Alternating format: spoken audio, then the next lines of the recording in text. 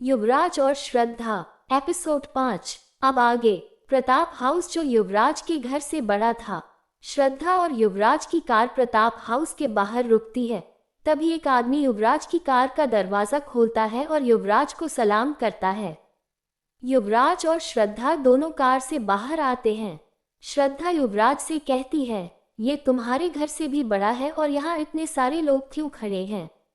युवराज श्रद्धा से धीरे से बोलता है, ये इस घर में काम करने वाले लोग हैं जो तुम्हारे स्वागत में फूल बरसाने के लिए खड़े हैं। अब तुम अपना ख्याल रखना क्योंकि मेरी जिंदगी तुम पर ही निर्भर है। ये सुनकर श्रद्धा युवराज से कहती है, अरे तुम इतना डर रहे हो, मैं सब ठीक कर दूंगी। ये कहकर वह युवराज के साथ आगे बढ़ जाती है। सभी लोग युवराज और श्रद्धा पर फूल बरसा रहे हैं। जैसे ही वह घर के दरवाजे पर पहुंचे, एक तीखी आवाज आई, रुको युवराज। ये सुनकर युवराज वहीं रुक जाता है। तभी श्रद्धा को सामने से एक आदमी आता हुआ दिखाई देता है, जिसकी उम्र 75 साल होगी, जो युवराज और श्रद्धा के पास आता है। श्रद्धा उस आदमी को देखती है और उसके पैर छूती है। ये देखकर सामने वाला आदमी आज्ञाकारी स्वर में कहता है, तुम ही वह लड़की हो जिसे युवराज ने पसंद किया है। ये सुनकर श्रद्धा बड़े प्यार से कहती है, हाँ, मैं ही वह लड़की हूँ जिसे युवराज जी ने पसंद किया है। ये सुनकर वह आदमी जोर से चिल्लाता है, रीता बेटा कहाँ हो? आप जल्दी आ जाओ, बहू आ गई है। वीर की आवाज सुनकर सामने से एक महिला आती है जिसकी उम्र करीब 50 साल थी। उसके हाथ में आरती की थाली थी और चेहरे पर मुस्कान लिए उस महिला को आते देख उसके चेहरे पर एक गंभीर भाव आ गया। महिला युवराज और श्रद्धा की आरती उतारती है और फिर कहती है, इस घर में आपका स्वागत है, बड़ी बहू। ये सुनकर श्रद्धा मुस्कुराती है और युवराज कहता है, क्या बात है आंटी, लगता है कि हमारे आने की खबर घर के सभी सदस्यों को नहीं है, इसलिए हमारे सामने कोई नहीं आया। ये सुनकर वीर युवराज से कहता है, अरे युवराज बेटा अंदर आओ। फिर युवराज और श्रद्धा घर के अंदर आ जाते हैं। श्रद्धा घर को देखती है और खुद से कहती है, ये घर नहीं बल्कि महल जैसा लग रहा है। मुंबई जैसे शहर में तो महल जैसा लग रहा है। जिस पर रीता श्रद्धा से कहती है, क्या देख रही हो?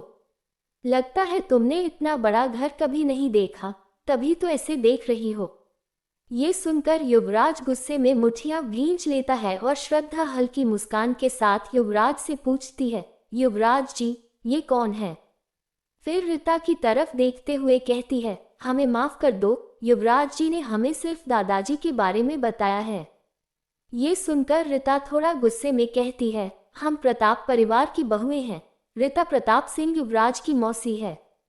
श्रद्धा रीता से कहती है, सॉरी मौसी, हमें नहीं पता था।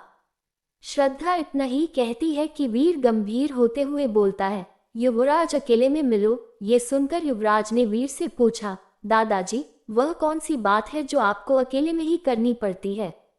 ये सुनकर वीर ने युवराज से कहा, जब आप हमें बताए बिना शादी कर सकते हैं, तो क्या हम आपकी पत्नी से अकेले में बात नहीं कर सकते? ये सुनकर युवराज चुप हो जाता है, जबकि रीता के चेहरे पर मुस्कान आ जाती है। फिर वीर श्रद्धा से कहता है, तुम हमारे साथ चलो। ये कहकर वीर श्रद्धा को अपने साथ ले जाता है। वही युवराज अपने आप से कहता है, इस लड़की को सब संभाल लेना चाहिए, कुछ भी गड़बड़ नहीं होनी चाहिए। रीता ने युवराज से कहा, क्या हुआ, तुम बहुत परेशान लग रहे हो? ये सुनकर युवराज रीता से बोला, हमें क्यों चिंता होगी? वैसे तुमने अभी तक ये नहीं बताया कि इस घर के बाकी लोग कहाँ हैं? ये सुनकर रीता युवराज से बोली, सब अपने अपने काम में व्यस्त हैं, तुम्हें क्या पता कितना काम है, किसी के पास फुर्सत ही नहीं है। युवराज ने ये सुनकर रीता से कहा, तुम सही कहती हो, सबके पास पढ़ाई के नाम पर बहुत समय है। कोई पब में बैठा होगा, कोई मेरा नाम सुनकर घर आने की हिम्मत भी नहीं कर रहा होगा, कोई अपने कमरे में गुस्सा होगा, कोई तो बैठा होगा। वैसे भी मेरे पास भी बेकार लोगों से मिलने में समय बर्बाद करने के लिए समय नहीं है। ये कहकर वह सोफे पर बैठ जाता है। वही रीता ये सुनकर गुस्से से चुप हो जाती। Study room. श्रद्धा वीर के साथ स्टडी रूम में आती है जहां श्रद्धा देखती रहती है। यहाँ हर तरह की किताबें थीं।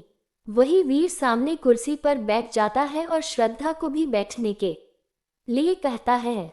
ये सुनकर श्रद्धा बैठ जाती है। वीर श्रद्धा से कहता है, हमने अभी तक तुम्हें इस परिवार की बहू के रूप में स्वीकार नहीं किया है।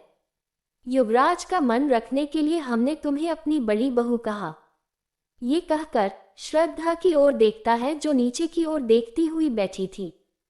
फिर वापस वीर ने कहा, अब तुम वो सोच रही होगी कि हमने ऐसा क्यों किया। देखो श्रद्धा, ये तुम्हारा नाम है न? श्रद्धा ने धीरे से कहा, हाँ, ये हमारा नाम है। वीर श्रद्धा से बोला, श्रद्धा, हमारा पोता युवराज हमारी जिंदगी है। हम उसके लिए लड़की ढूंढना चाहते थे, लेकिन उसने कहा कि उसे एक लड़की पसंद है। हम मान गए कि तुम देखने में सुंदर हो, लेकिन हम चाहते हैं कि हमारे घर की बेटी तन से नहीं मन से सुंदर हो। हमें अपना ये घर चाहिए। मुझे ऐसी ही बहू चाहिए। श्रद्धा ने वीर से कहा, क्या कहना चाहते हो दादाजी? श्रद्धा की बातें सुनकर वीर बोला, हम कुछ समय तक तुम्हारी परीक्षा लेंगे। ये परीक्षा कभी भी ली जा सकती है। अगर तुम इनमें सफल हो गई तो तुम इस परिवार की हो जाओगी बहू, नहीं तो तुम्हें युवराज की जिंदगी से जाना पड़ेगा। ये सुनकर वह वीर से बोली, दादाजी, हम जानते हैं कि आपको बुरा लगा होगा जब युवराज जी ने आपको बताए बिना ऐसा किया। भले ही वह शादीशुदा हो, वह आपका इकलौता पोता है, लेकिन आप चिंतित हैं। हमें ये साबित करने का मौका दे कि हम युवराज जी और इस घर के लिए बिल्कुल सही है। हम परीक्षा देने के लिए तैयार हैं। ये सुनकर वीर ने श्रद्धा से कहा, ये तो समय आने पर पता चल ही जाएगा।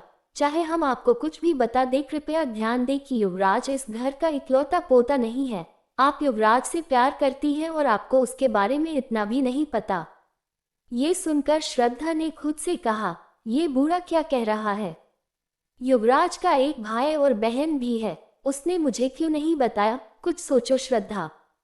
ये सोचते हुए श्रद्धा वीर से कहती है, दादाजी, जब हम पहली बार युवराज जी से मिले थे, जब हमारी शादी हुई थी, तब हमें नहीं पता था कि युवराज जी इतने बड़े आदमी हैं।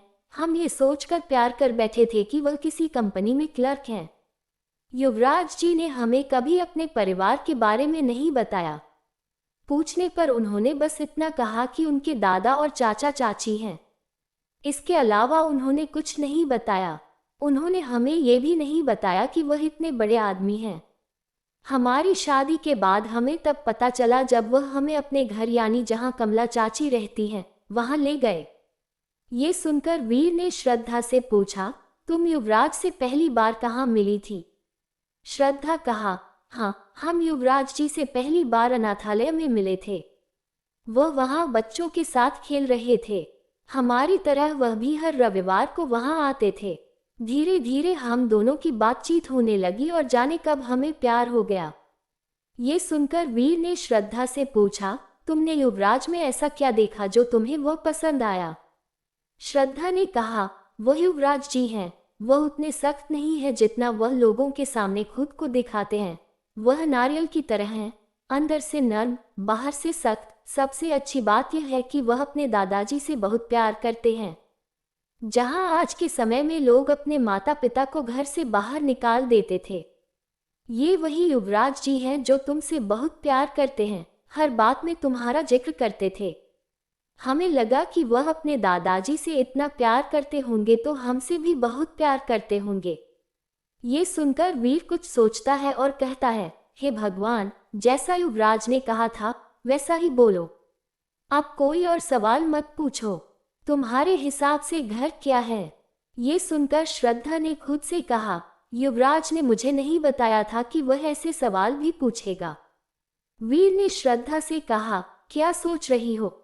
ये सुनकर श्रद्धा बोली, हाँ, मेरे हिसाब से घर वह होता है जहाँ लोग प्यार से मिलजुल कर रहते हैं और सुख दुख एक साथ बांटते हैं। हाँ, इसे ही घर कहते हैं। और जहाँ सिर्फ लोग अकेले रहते हैं, किसी को एक दूसरे से कोई लेना देना नहीं होता, वह घर नहीं होता। ये सुनकर वीर ने श्रद्धा से कहा, अब तुम जा सकती हो। याद रखना कि मैंने अभी तक ये शादी मंजूर नहीं की है, और इस कमरे में जो कुछ हुआ उसे बाहर किसी को मत बताना और अपनी परीक्षा की तैयारी करो। अब तुम जा सकती हो। ये सुनकर श्रद्धा कमरे से बाहर आती है और राहत की सांस लेती है। वही युवराज श्रद्धा को देखकर मन ही मन सोचता है, इस लड़की ने कोई अपराध नहीं किया है। यह सोचकर वह श्रद्धा के पास आता है और धीरे से, क्या हुआ, दादाजी ने क्या कहा? ये सुनकर श्रद्धा को थोड़ा गुस्सा आया। अरे, तुम पूरी जानकारी नहीं दे पाई कि तुम्हारा कोई भाई या बहन है या नहीं? बूढ़े ने पूछा। युवराज श्रद्धा को घूरता है। श्रद्धा खुद से पूछती है, मैंने क्या कहा? फिर श्रद्धा बोली, तुम्हारे दादाजी ने पूछा। मैंने सब कुछ वैसा ही किया जैसा तुमने कहा था, लेकिन मैंने एक कहानी गढ़ी थी। मुझे नहीं पता था कि तुम इतने बड़े आदमी हो। मैं तो तुम्हें एक साधारण लड़का ही समझती थी और तुमसे प्यार करती थी। शादी होने के बाद मुझे पता चला। मैंने ये कहानी बनाई और तुम्हारे हिसाब से जवाब दिया कि जब हम पहली बार मिले थे तब तुम्हें प्यार कैसे हुआ। ये सुनकर युवराज ने श्रद्धा से कहा, तुम बस मेरे घर चलो, बहुत सारे कार्टून कैरेक्टर आने वाले हैं, मैं उनका इंतजार कर रहा हूँ। तब तक तुम आराम करो और शाम को उन सभी से मिलो। श्रद्धा ने युवराज से कहा, ठीक है, लेकिन एक बात बताओ, क्या तुम्हारी कोई बहन या भाई है? क्योंकि तुम्हारे दादाजी ने बताया था कि तुम अकेले नहीं हो। ये सुनकर युवराज ने श्रद्धा से कहा, अभी तुम आराम करो, शाम को पता चल जाएगा। ये कहकर युवराज ने एक नौकर को बुलाया और उसे श्रद्धा को अपने कमरे में ले जाने के लिए कहा। कहानी जारी है। दोस्तों, इस कहानी से हम किसी को भी बुरा या गलत संदेश या राह नहीं दिखाते। आप सभी इसे सिर्फ मनोरंजन हेतु ही देखना।